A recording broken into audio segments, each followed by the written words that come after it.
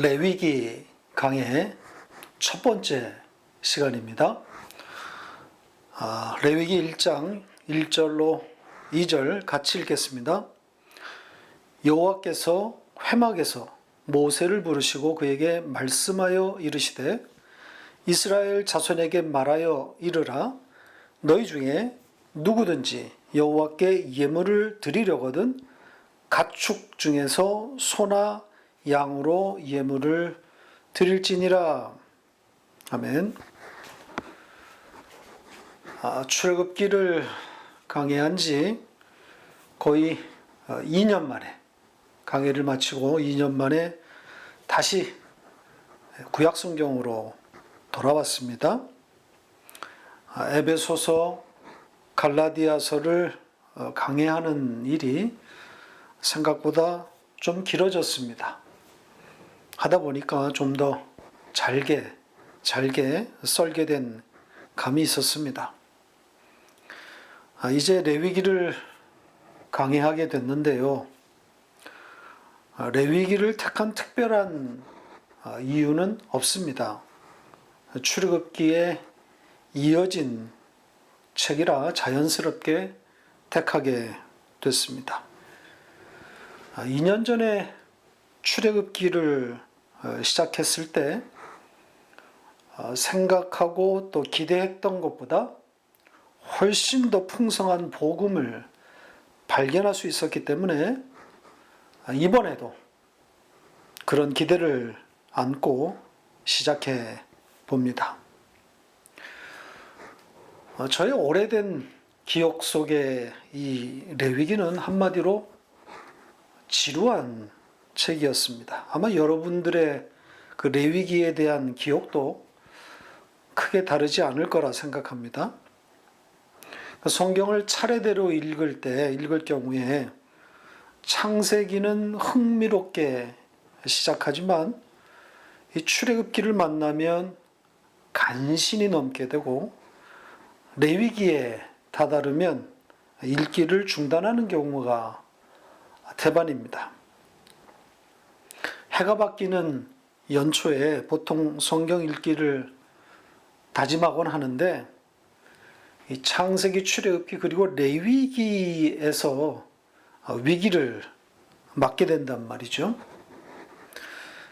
이 출애굽기의 그 회막에 대한 반복되는 이야기로 인해서 질린 독자가 계속 이어지는 이 레위기의 제사라든지 온갖 성결의 그 규례들을 만나게 되면 그것이 큰 걸림돌이 됩니다.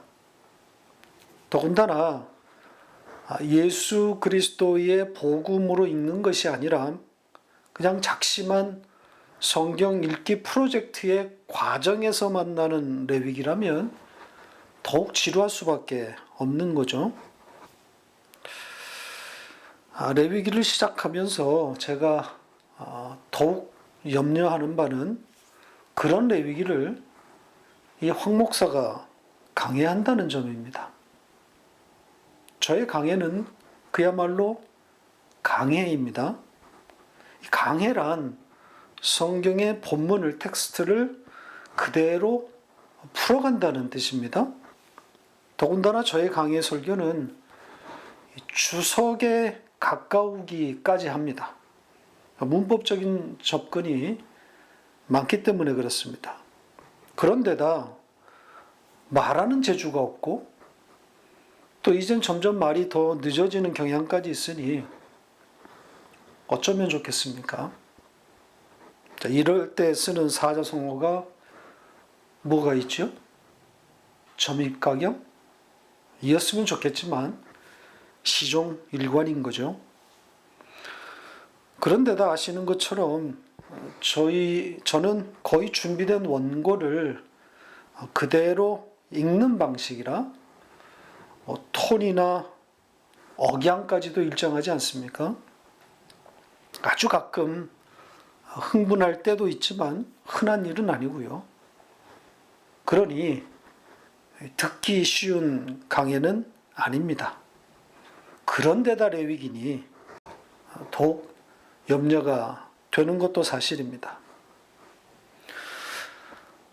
그러나 저에게는 믿는 구석이 두 곳이 있습니다. 하나는 바로 여러분들입니다. 저희 이런 설교를 꾸준히 들어서 익숙해진 혹은 중독된 여러분들이 있기 때문입니다.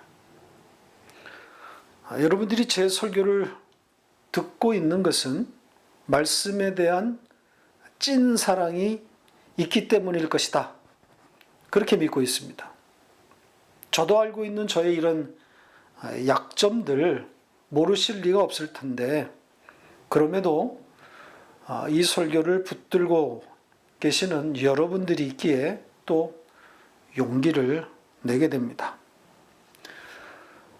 다른 믿는 구석은 말씀 그 자체의 능력 때문입니다. 사람의 마음을 움직이고 또 변하게 하는 것은 오로지 말씀 그 자체의 능력뿐입니다. 사람의 말과 그 재주가 사람의 마음을 바꾸지 못합니다. 일시적으로는 감동과 혹은 흥분을 줄 수도 있겠지만 그건 영을 건드리지는 못합니다. 따라서 설교자는 사람의 마음을 얻으려고 하면 안 되는 거죠. 감동을 목표로 하면 안 되는 겁니다. 말씀을 있는 그대로, 그러니까 말씀이 가리키고 있는 그 방향, 즉 예수와 십자가를 전하면 되는 겁니다. 그러니까 설득이 아니라 선언 혹은 선포의 성격을 띠게 되는 거죠. 저도 가끔은 이런 관점을 놓칠 때가 있습니다. 설교 가운데 말씀을 강해하는 그 자리에서 벗어나 호소하거나 설득할 때가 있습니다. 그러고 나면 후회 막급입니다. 오히려 손해보는 경우가 더 많습니다. 괜히 이야기한 꼴이 되는 거죠. 지나고 보니까 하나님께서 다 알아서 풀어 가실 일들이었는데 급한 마음에 혹은 조바심에 초조한 마음 때문에 설교 중에 설득과 호소를 끼워 넣게 되는 경우입니다. 그런 것은 설교 중에 할 일이 아니라 교회 회의 같은 그런 성도의 교제 차원에서 다루어져야 할 일들인 거죠. 앞으로도 신경을 써서 이런 잡소리가 설교 중에 끼어 들어가지 않도록 주의를 더욱 기울이겠습니다. 그래서 말씀에 담긴 그 말씀이 향하고 있는 하나님이 하신 일, 그 복음만 강단에서 흘러나올 수 있도록 여러분들도 기도해 주시면 감사하겠습니다. 레위기 첫 시간인데요. 레위기 개요부터 시작해 보겠습니다. 우선 책 이름부터 좀 보지요. 유대인의 전통은 그 책의 첫 단어가 그 책 이름이 됩니다. 그래서 레위기의 원 이름은 와이크라입니다. 그러니까 와이크라의 뜻은 그리고 그가 부르셨다입니다. 자, 그러다가 이 구약 성경의 헬라어 번역인 이 70인경에서는 레위인들에 관한 책, 이렇게 명명됩니다. 이 명칭이 결국은 굳어지게 되고 대부분의 번역본들은 모두 이 명칭을 따르고 있습니다. 우리 한글 성경도 레위기란 이름을 채택했죠. 그러나 모든 번역본이 다 이 이름을 갖고 있는 것은 아닙니다.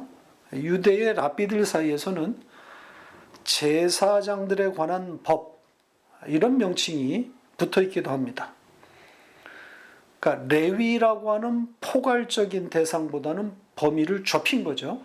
제사장들에 관한 법. 그러니까 내용상 이것이 더 적합한 것으로 보입니다. 제사장들이 이 책의 중심에 서 있기 때문입니다. 저자는 모세입니다. 자유주의 계통의 성경 비평학자들은 모세의 저작을 부정하지만 모세의 저작은 성경의 자증입니다. 성경 스스로가 그렇게 증명하고 있습니다. 레위기 자체에서 모세의 저작을 지지하고 있기 때문입니다. 무려 56번이나 여호와께서 모세에게 일러 가라사대 이런 표현이 등장합니다. 그리고 예수님과 또 사도들도 모세의 저작임을 밝히고 있기 때문에 모세의 저작을 부정하는 것은 어리석은 일입니다. 이제 내용을 좀 분류해 보면 이렇게 좀 분류해 볼 수 있겠습니다. 1장에서 7장까지는 제사법입니다. 수많은 제사들이 등장합니다. 그러니까 회막이 완성됨에 따라서 당연히 그 제사의 규례들이 이어지게 되는 거죠. 아마 이제 이 제사법에 관한 내용을 대하면서 좀 지루하게 느껴질 수도 있을 겁니다. 왜냐하면 엇비슷한 내용들이 반복해서 나오기 때문입니다. 그러니까 출애굽기도 그러했듯이 레위기의 가장 큰 특징 중에 하나가 반복이란 말이죠. 아주 지루할 만큼 내용이 반복된다는 점입니다. 그러나 역으로 생각하면 반복은 강조인 것이고 따라서 주의를 기울여서 잘 읽어야 한다는 메시지가 담겨 있는 거란 말입니다. 모든 제사는 어린 양 예수 그리스도의 그 대속의 죽음을 담고 있다는 사실을 잊어서는 안 됩니다. 그래서 또 반복하는 겁니다. 8장에서 10장은 제사장의 위임과 또 그것과 관련된 내용이 수록되어 있습니다. 출애굽기에서 우리가 본 대로 아론 그리고 그의 아들들에게 그 기름을 붓는 그 위임식이 있지 않았습니까? 그것에 관한 내용과 이어서 첫 대제사장인 그 아론이 집행하는 그 첫 제사 그 장면이 기록되어 있고 바로 이어서는 아론의 두 아들이 잘못된 제사로 인해서 죽임을 당하는 일 등이 기록되어 있습니다. 그리고 11장에서부터 15장까지는 성결법입니다. 짐승에서부터 시작해가지고 사람에 이르기까지 이 성결케 되는 규례가 적혀 있습니다. 11장은 온통 이 짐승, 정한 짐승과 부정한 짐승을 자세히 구분해 놓은 내용입니다. 그리고 12장부터는 이 사람이 부정하게 되는 경우를 제시하고 그럴 때는 어떻게 처리해야 하는가 이런 규정들입니다. 그리고 이어서 16장과 17장은 대속죄일에 관한 겁니다. 그러니까 1년에 단 한 번 대제사장이 백성들의 죄를 지고 지성소로 들어가는 바로 그 날, 그 대속죄일에 관한 것인데 대제사장뿐 아니라 모든 백성이 이 날에 이 속죄일에 지켜야 할 규례들이 기록되어 있습니다. 그리고 18장에서 20장까지의 주제는 거룩입니다. 그러니까 이스라엘 백성들이 지켜야 할 여러 규례들, 이 거룩에 관한 그런 내용들이 나열되어 있습니다.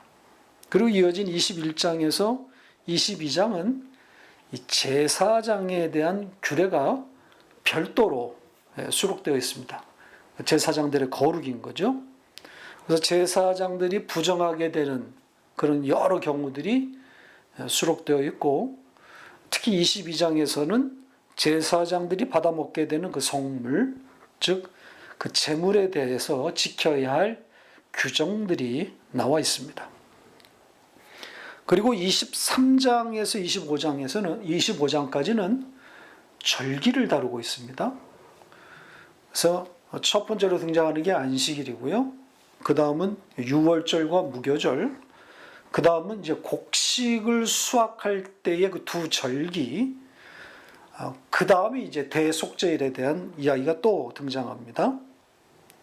그리고 초막절, 수장절이죠. 수장절에 대한 기록이 있고, 그리고 마지막 부분에 안식년과 희년이 등장합니다. 그리고 이제 마지막 26, 27 두 장, 마지막 두 장은 축복과 저주, 그리고 이 서원에 관한 내용입니다. 아마 우리는 여기서 이제 복에 대한 개념을 다시 한번 정리할 기회가 있게 될 겁니다. 그리고 27장 마지막 끝부분에는 11조가 언급되면서 레위기가 종결되고 있습니다. 의미가 있는 거죠. 마지막 부분에 11조가 등장한다는 것은 헌금 잘해라 이게 아니라 예수다, 바로 그 이야기인 거죠. 자, 대략 레위기의 내용이 어떤 것들인지 좀 정리가 되셨나요? 제사법, 그리고 제사장의 위임, 또 성결법, 대속죄일, 그리고 거룩에 관한 규례, 절기와 복, 그리고 11조의 순서입니다. 자, 따라서 우리는 다음 주에 어떤 내용을 만나게 될까요? 제사법으로 시작하는 거죠. 숙제를 좀 드리겠습니다.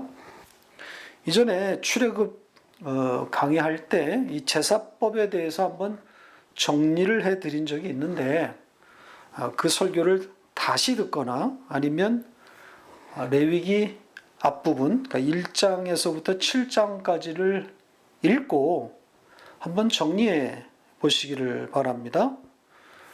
설교를 다시 들으려고 하는 분은 출애굽기 강의 65번입니다. 그리고 실력이 되시는 분들은 레위기 1장에서부터 7장까지 읽고 아마 그렇게 읽으면 정리가 될 수도 있을 겁니다. 제사의 종류에는 어떤 것들이 있고 그 제사들이 어떻게 분류되어야 하는지 한번 정리하고 오시면 좋겠습니다. 자, 본격적인 본문 탐구로 들어가기 전에 이 레위기가 복음서라는 이야기를 좀 하고 가겠습니다. 레위기를 바로 읽는 법을 말하려고 하는 겁니다. 레위기를 문자로만 읽으면 법과 규례밖에는 없습니다. 전부 하라, 하지 말라인 거죠. 그러니 독자로서는 사실 취할 내용이 아무것도 없어요. 왜냐하면 하라 하지 말라의 명령도 철저하게 고대 유대 사회를 배경으로 주어진 거기 때문에 문자적으로는 하나도 지킬 수 있는 것이 없기 때문입니다. 지키려고 해도 지킬 수 있는 게 없어요. 자, 그럼에도 이 레위기가 정경의 위치를 굳건히 지키고 있는 이유가 있지 않겠습니까? 바로 그 문자에 담긴 뜻 때문인 거죠. 법과 규례에 담겨 있는 속뜻. 그 속뜻이 뭐겠습니까? 복음이란 말이죠. 예수 그리스도와 십자가인 겁니다. 그러니까 이런 원리, 성경을 바르게 읽게 해주는 원리를 가리켜서 저는 성경의 문법이다 이렇게 불러왔습니다. 그러니까 모든 성경은 예수로 읽는다. 모든 성경은 복음이다. 복음서이다. 그러니까 성경의 문법이란 말을 한마디로 말하면 이런 겁니다. 자, 이것은 가장 안전하고 또 바른 성경 읽기법입니다. 성경이 모두 예수 그리스도와 십자가를 담고 있다는 것만큼, 이 말만큼 더 안전한 명제가 어디 있겠습니까? 성경이 모조리 예수 그리스도와 십자가의 복음이다 라는 것을 무리하게 끼워 맞췄든 억지로 쥐어 짰다고 한들 그게 무슨 문제될 게 있습니까? 제가 100번 양보해서 무리하게 끼워 맞췄다, 억지로 쥐어 짰다 이렇게 표현했지만 실제로 제 어떤 강해나 또 이 설교가 그 누구보다도 논리 정연하고 텍스트 중심이라 그렇게 자신 있게 말할 수 있습니다. 지난 저의 설교들은 나름 원문에 충실했단 말이죠.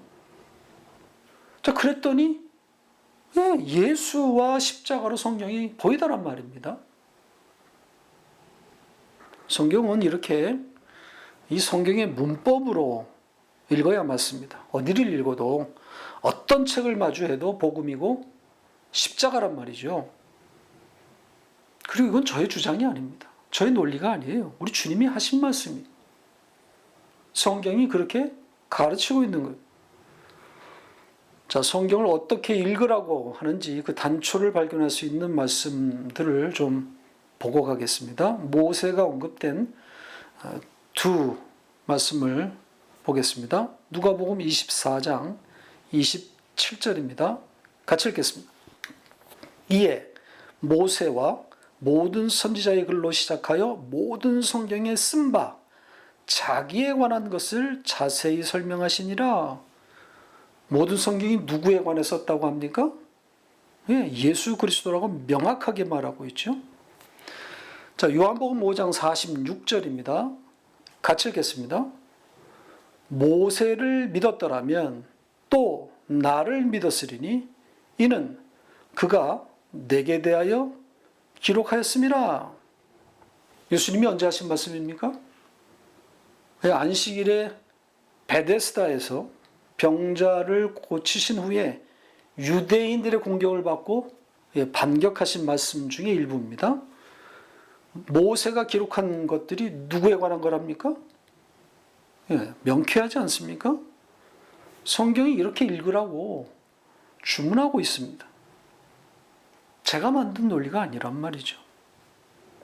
이 말씀 중에 모세가 기록했다고 하는 것은 모세 오경을 이야기하는 거예요. 창세기, 출애굽기, 레위기, 민수기, 신명기를 우리가 통틀어서 볼 때 예수가 등장하는 곳은 한 곳도 없어요. 예수의 옛자도 안 나옵니다. 그런데도 주님은 그 기록한 것들이 다 자기에 관한 것이다.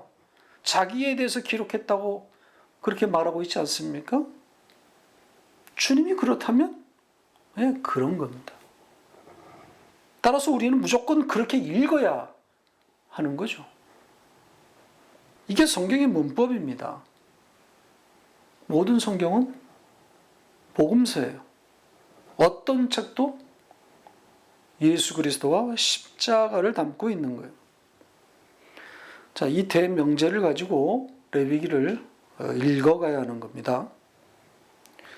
레위기를 강의하는 내내 이 풍성한 복음을 발견할 뿐 아니라 그 복음이 주는 자유와 또 화평과 또 그 기쁨이 우리 가운데, 여러분들 가운데 충만하기를 바랍니다. 그럼 1절로 가겠습니다. 첫 단어가 이 책의 명칭인 와이크라인데 그 뜻은 그리고 그가 부르셨다입니다.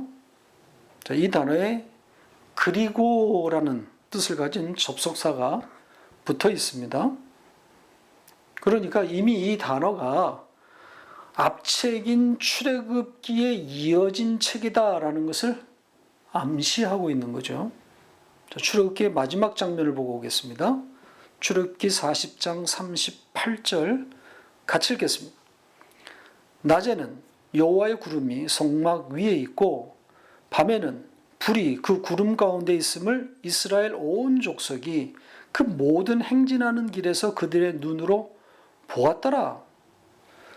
성막이 완성된 후에 하나님의 영광이 그 회막과 성막과 함께 있는 그런 장면인 거죠. 이스라엘 온 백성들이 그 장면을 목도하면서 가나안으로 행진하고 있는 거죠. 하나의 그림입니다. 그렇죠? 그림 언어예요. 그러니까 이스라엘 백성이 그 성막, 장막에 부어진 영광을 매일 목도하면서 한 걸음 한 걸음 가나안을 향해서 가는 거란 말입니다. 자, 이 아름답고 기가 막힌 이 그림이 그건 무엇을 말하고 있는 거겠어요? 바로 우리의 천국 여정을 보여주고 있는 거죠. 현재 우리의 모습을 고스란히 담고 있는 겁니다. 성전인 우리 가운데 그 하나님의 영광이 찾아오셔서 들어오셔서 우리를 끌고 가고 있는 거죠. 우리는 그 영광을 보면서 따라가고 있는 겁니다. 아니, 끌려가고 있다고 하는 것이 더 나은 표현일 겁니다. 자, 아무튼 이 장면이 출애굽기의 마지막 장면입니다. 이렇게 가나안으로 행군하고 있는 가운데에 하나님이 누구를 부르셨다는 거예요? 모세를 부르셨다는 거예요. 그리고 이어진 단어가 그를 부르신 장소가 지금 언급되어 있습니다. 회막이 등장하죠. 그러니까 회막으로 불렀다, 이렇게 되는 거죠.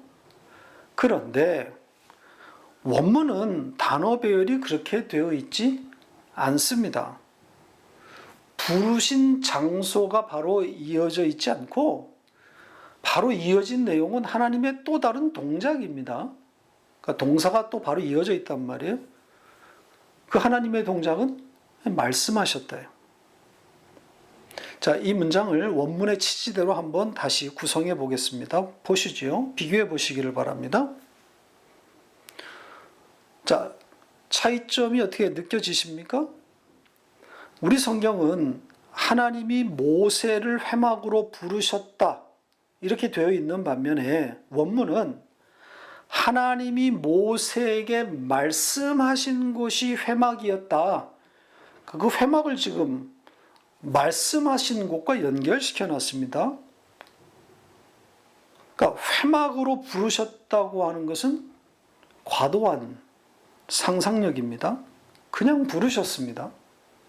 그런데 말씀하신 곳이 회막이었다. 방점은 여기에 있는 겁니다. 말씀하신 곳이 회막이었다. 그러니까 회막에서 말씀이 주어졌다는 거예요.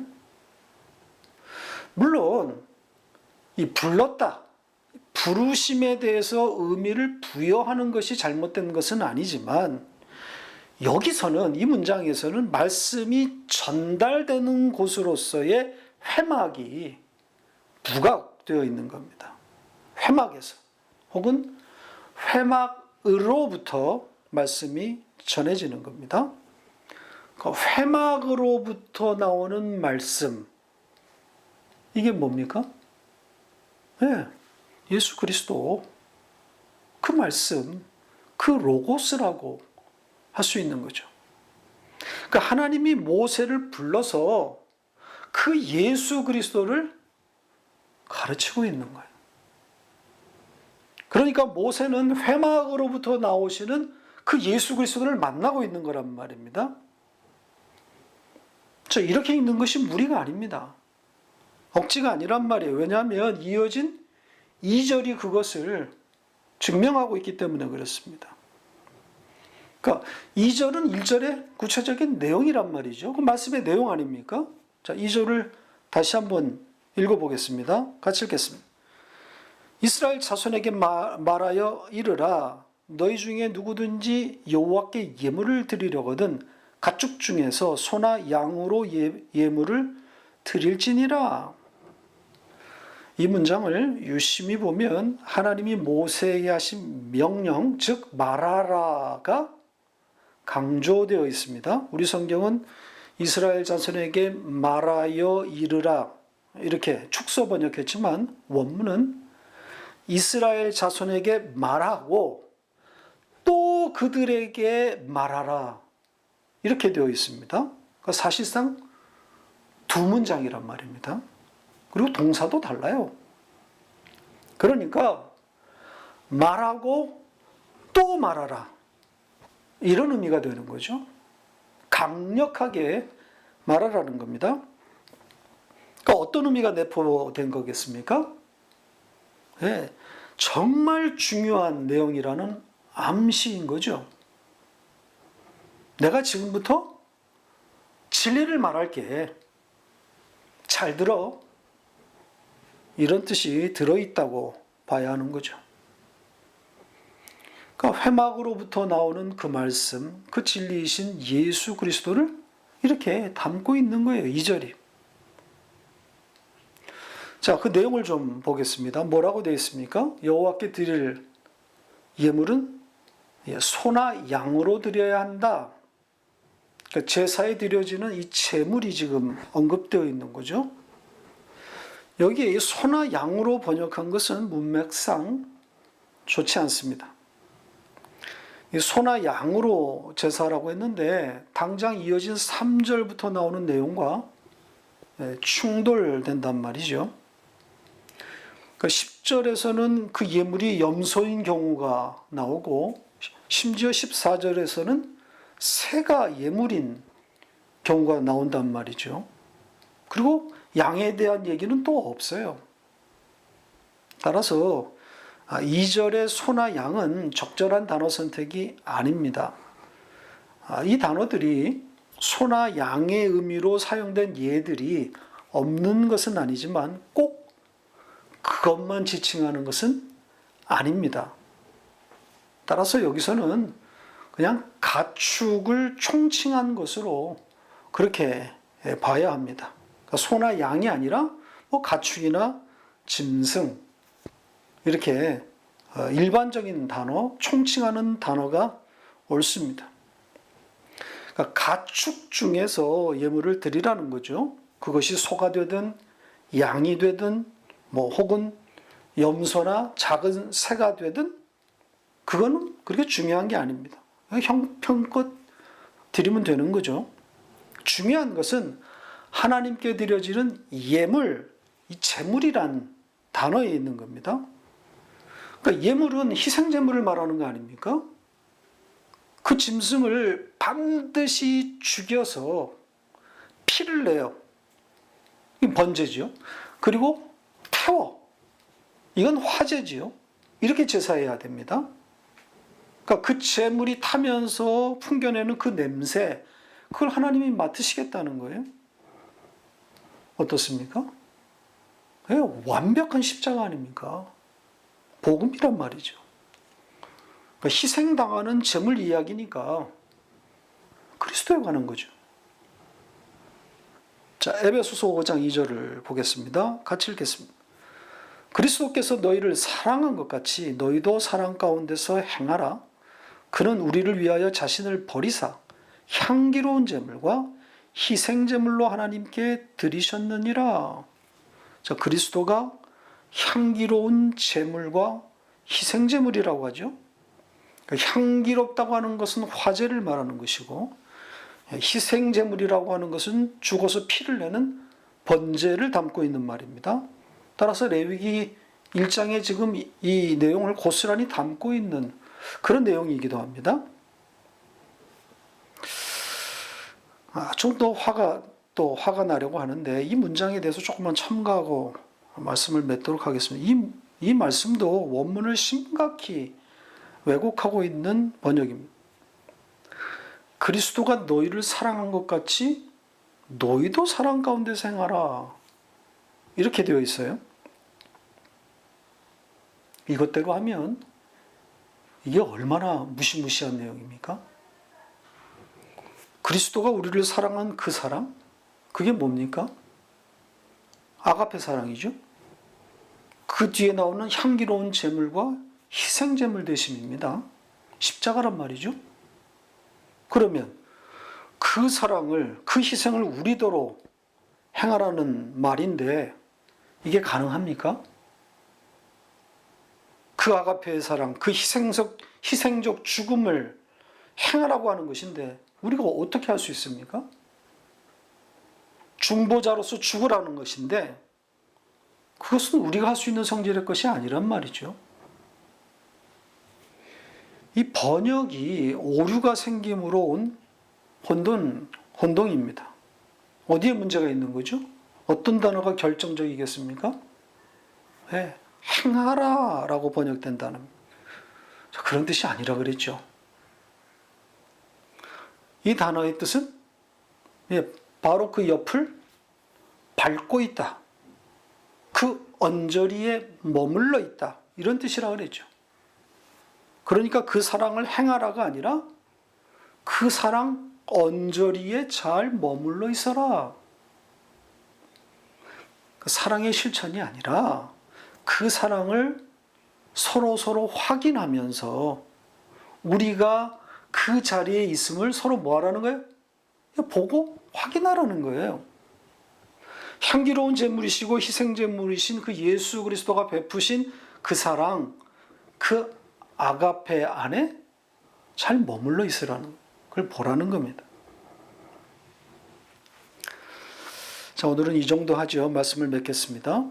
하나님이 모세에게 하신 명령, 그러니까 즉 그 예물, 그 희생제물에 대해서 이스라엘에게 말하고 또 말하라고 하신 것처럼 우리는 듣고 또 들어야 하는 거죠. 그 희생제물에 대해서 반복해서 들어야 합니다. 성경에 다른 이야기는 없습니다. 전부 이 이야기란 말이죠. 이렇게 살아라, 저렇게 살아라. 이것은 성경이 말하는 바가 아닙니다. 인간의 도리, 도덕적인 삶, 착한 행동, 이런 것들은 다 모든 인류가 지향하는 보편적인 가치들인데 이걸 성경에다 끌어들이면 답이 없어요. 성경은 그런 책이 아닙니다. 성경은 화재로 태워진 향기로운 제물이신 그리고 피를 토해낸 희생제물이신 예수 그리스도만을 말하고 있습니다. 따라서 읽을 때마다 그 예수, 그 말씀, 그 로고스를 만나고 배우는 겁니다. 그때마다 우리는 영적 현실을 확인하게 되는 거죠. 그렇게 재확인하는 겁니다. 거기서 그 지점에 기쁨이 있는 거죠. 희생제물이신 그 예수 그리스도를 대하게 될 때, 마주하게 될 때 우리는 우리의 영적 현실을 보게 되는 것이고 확인하게 되는 것이고 거기서 가슴 벅찬 찬송과 그에 따른 기쁨이 터져나오게 되는 겁니다. 아무쪼록 레위기 강해의 전 시간이 이렇게 희생제물이신 향기로운 제물이신 예수 그리스도의 피가 그 피로 범벅되도록 함께 기도해 주시기를 바랍니다.